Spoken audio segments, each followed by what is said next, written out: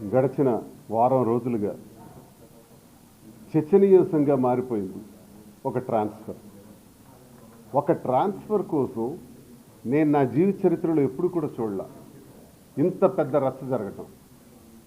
ఇందులో ఒక కేజీబీవి స్కూల్కి సంబంధించినటువంటి ఒక ప్రిన్సిపల్ గారు సౌమ్య గారు కలెక్టర్ గారు చేసినటువంటి ట్రాన్స్ఫర్ ఎందుకు ఇంత రచ్చ జరుగుతుంది? అసలు ఇందులో మూల కారణాలు ఏంటి? అసలు ఇంత చేయవలసినటువంటి అవసరం ఏంటి? ట్రాన్స్ఫర్ సహజమే కదా.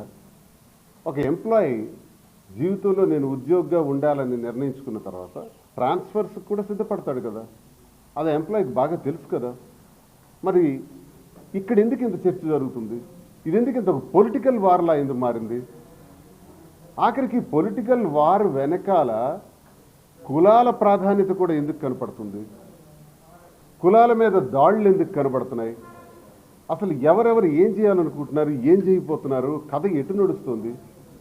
నేనైతే ఒక ఎమ్మెల్సీగా, ఒక తటస్థుడిగా, ఇప్పుడు నేను ఒక ఇండిపెండెంట్గా ఈ విషయాన్ని నేను పూర్తిగా పరిశీలిస్తే చాలా ఉంటాయి. ఈ కులాలపైన దాడులు జరుగుతున్నాయి. టెక్కల్ నియోజకవర్గంలో అదే జరుగుతుంది.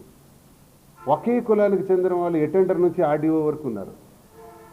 అది మంత్రి కులానికి చెందిన వాళ్ళు.